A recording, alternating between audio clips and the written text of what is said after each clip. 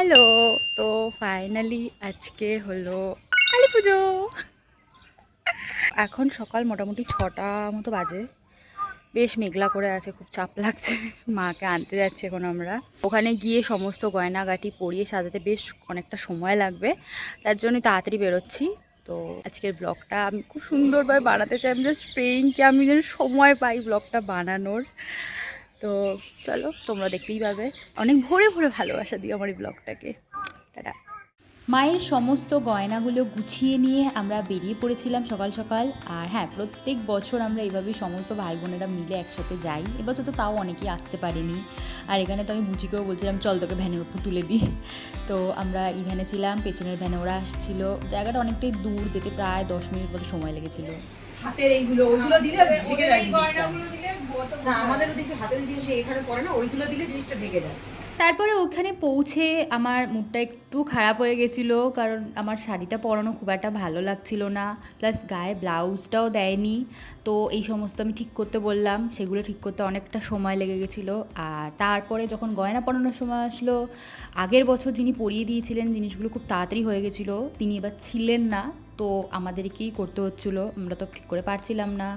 তো যাই হোক, মোটামুটি করার পরে যখন ধীরে ধীরে একটা একটা করে গয়না পরে মাকে বেশ সুন্দর দেখতে লাগলো, তখন আমার নিজেরও ভাল লাগছিলো, মুডটা ঠিক হয়ে গেছিলো। আর এই সমস্ত গয়নাগুলো আমি ঠিক গত বছরই কিনেছিলাম গড়ানঘাটা থেকে। প্রত্যেক বছরই মাকে ওই কাগজের গয়না পরাতাম। তো আমার খুব ইচ্ছা ছিল যে এইরকম সোনালি রঙের গয়নাগুলো পরাবো মাকে। তো এটা ওই আগের বছরই কিনেছিলাম। অ্যান্ড মানে এইটা পরানোর কোনো আলাদাই সুন্দর লাগে, কাগজের গয়নার থেকে এর সৌন্দর্য অনেক বেশি।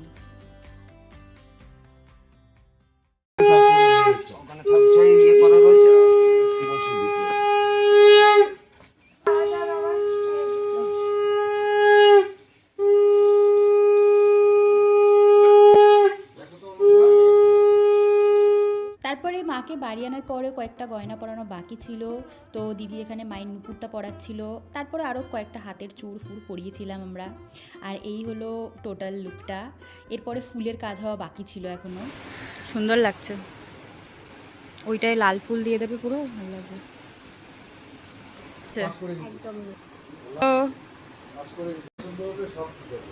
সকালবেলা ভালো আছে, পুরো মুডটা কেচে গেছিলো যখন ঠাকুরটাকে প্রথম দেখলাম। কি যে করেছিল, শাড়ি ফাড়ি কি ভগবান জানে, ব্লাউজ ছাড়া। বাট হ্যাঁ, ব্লাউজ পরায়নি। আমি এটা কি কেন অনেকটা। তারপর মাঝ রাস্তায় তো মুকুট খুলে গেছিলো, কানেরটাও খুলে যাচ্ছিল। অসাধারণ কাজ করেছে এবার।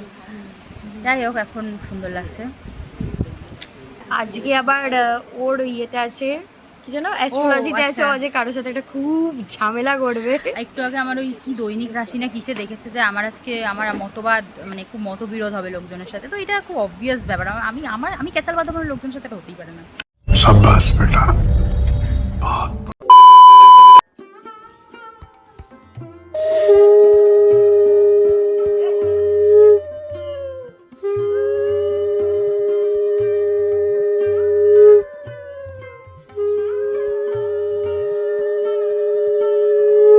এখানে মা, আমি আর দিদি মিলে দ্বারঘট প্রতিষ্ঠা করছিলাম। অ্যান্ড তারপরে তো আমি সোজা স্নানে চলে গেছিলাম। স্নান টান করে একটা সুন্দর লাল টুকটুকে কুর্তি পরেছিলাম আমি।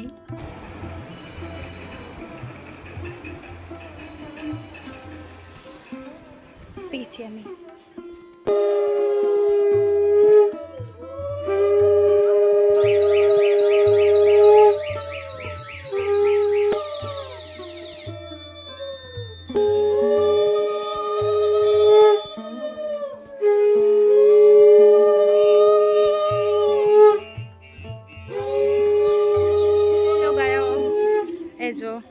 আমার সাথে ফ্রড হয়েছে। আমি ওকে আধা ঘন্টা 20 মিনিট আগে ডেকেছিলাম যে আয়, কাজ আছে। আমি ওকে ফোন করে বলছি 5-10 মিনিটের মধ্যে আয়। ও সেটা 20 মিনিট পরে এসে বলছে কাজটা হয়, ও কোথায় কাজটা হয়ে গেছে।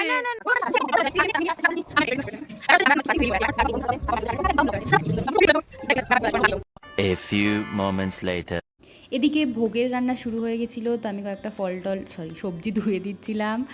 আর এদিকে আমি আর মা মিলে ভুজির থালা গোছাচ্ছিলাম, মানে কয়েকটা ছোটোখাটো জিনিস যেগুলো আগে গুছিয়ে রাখলে সুবিধা হবে সেগুলো করে রাখছিলাম। এটা মনে হয় ভুজির থালা গোছালাম। অ্যান্ড তারপরে আমি বরণগুলো সাজাতে বসেছিলাম। এটা হচ্ছে সর্ষে, এটা 4টে ঘটে 4টে আলাদা আলাদা জিনিস দিতে হয়। ওটায় ডাল আছে, এটা হচ্ছে চাল না, এটা কি বলে ধান, এটা পঞ্চশস্য, আর এটা হচ্ছে সর্ষে।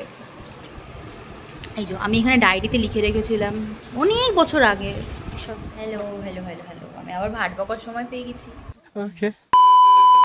তো এখন বাজে হচ্ছে 2 মতো বাজে। এক পশলা বৃষ্টি হয়ে গেল, সবার মুখটা পুরো এরকম হাড়ি হয়ে গিয়েছিলো বৃষ্টি হচ্ছে দেখে।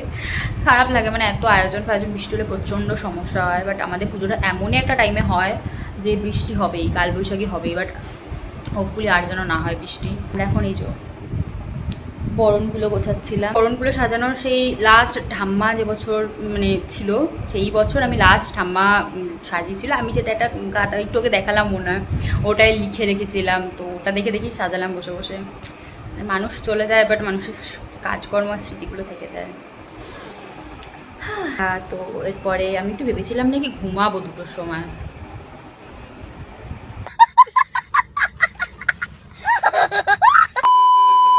তারপরে এই 3:30-4টে নাগাদ আমরা 108টা প্রদীপ গোছাতে বসেছিলাম। আর ওই দিকে তো বৃষ্টি তখনও হয়েই যাচ্ছে, থামার কোনো নামই নেই। চারিদিকে জলে ভরে গেছিলো, ওই সাইডে তো উঠোনেও জল উঠে এসেছিলো। আমাদের সবার ভীষণ চিন্তা হচ্ছিল, কিন্তু যাই হোক ভগবানের কৃপায় বৃষ্টিটা একদম 4:30টার মধ্যে থেমে গেছিলো, আর সমস্ত জলও নেমে গেছিলো, মানে কোনো অসুবিধা হয়নি আর। তারপরে একটু লাইটিংয়ের কাজগুলো দেখছিলাম, অ্যান্ড আমার মনে হচ্ছিলো যে এই সামনে স্পটলাইট দুটো একটু বেশি মায়ের মুখের ওপর পড়ছিল, মানে ভাল লাগছিল না, মুখটা কম বোঝা যাচ্ছিল না দূর থেকে। তো ওই লাইটিংগুলো একটু ঠিক করতে বললাম। আর বাকি পেছনে ব্যাকগ্রাউন্ডের কাজটা তো ভীষণ সুন্দর লাগছিল। আমার খুবই ইচ্ছা ছিল যে এবার এরকম বেশি লাল ফুল দিয়ে পুরোটা করব, আর ঠিক তাই হয়েছিল। আর তারপরে প্রায় 5:30 বেজে গেছিলো। তো আমি ভাবলাম যে যাই, তৈরি হয়ে নিই, কারণ এরপরে আমি আর তৈরি হওয়ার একটুও টাইম পেতাম না। অ্যান্ড ঠিক তাই হয়েছিল, আমি কোনো মতে হাফ রেডি হয়ে এখানে এসে নৈবেদ্য ঘষাতে শুরু করে দিয়েছিলাম। অ্যান্ড এরপরে তো আমি আর একটুও ভালোভাবে ব্লগিং করতে পারিনি। আমার মোবাইলে যা ক্লিপিংস দেখতে পেয়েছি আমি সব জুড়ে দিয়েছি একসাথে। আমি নিজের ফুল লুকটা পর্যন্ত একটু শ্যুট করতে পারিনি। এখানে আমি কিছু একটা কথা বলছিলাম, তো আমি ওটাই দিয়ে দিয়েছি, কারণ এছাড়া তো আমার আর কোনো ক্লিপিংসই পাইনি আমি মোবাইলে। তো যাই হোক, এরপরে আমি বাকিটা পুরোটাও রেডি হয়েছিলাম। অ্যান্ড এদিকে মারা বরণ করছিল।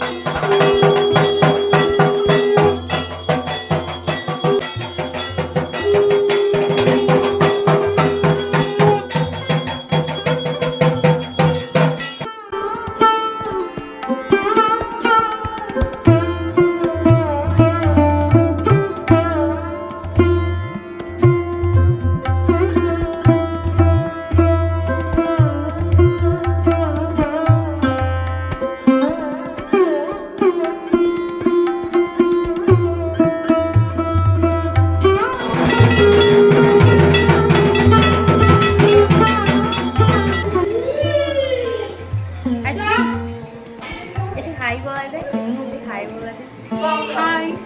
ওর হাইটা খুব ফেমাস লাগে, কারণ ভোগ আনতে যাবো আমরা এখন।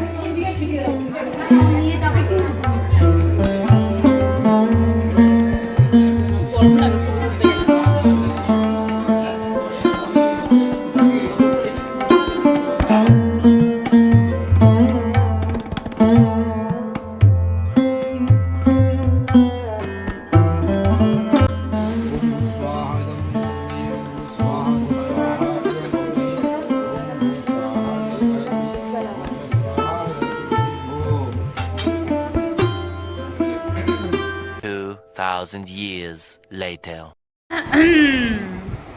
ও কালী পুজো শেষ হয়ে গেছে। হ্যাঁ ভাই, আমাকে কি ভয়ঙ্কর লাগছে। তো হ্যাঁ, কালী পুজো শেষ। এখন বাজে রাত্রি কটা বাজে, 58 বাজে, মানে কি 2টো বাজে।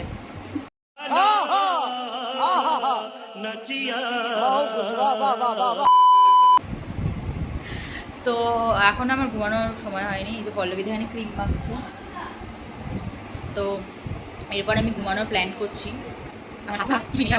তো কালকে আমি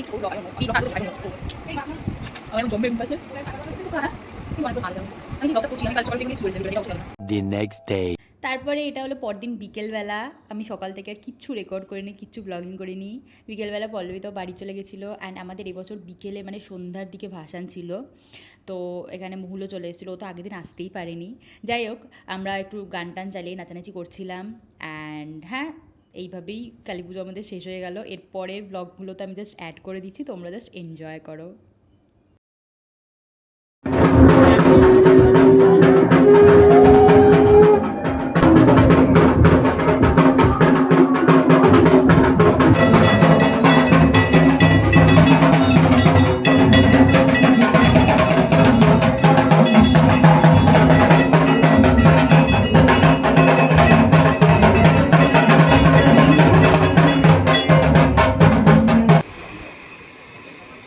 তর্জনী ব্যবহার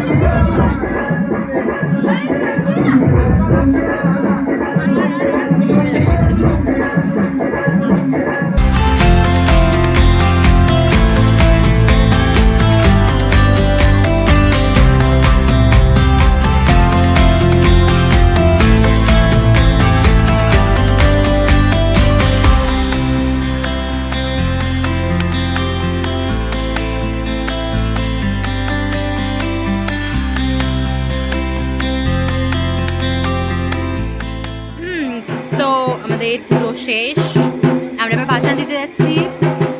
বল, আসছে বছর বল আবার হবে।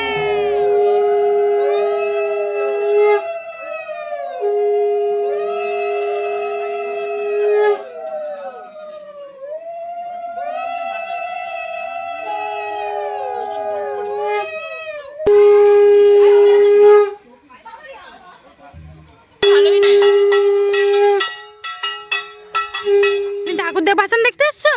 হ্যাঁ বলো, হ্যাঁ বলো হ্যাঁ। ওই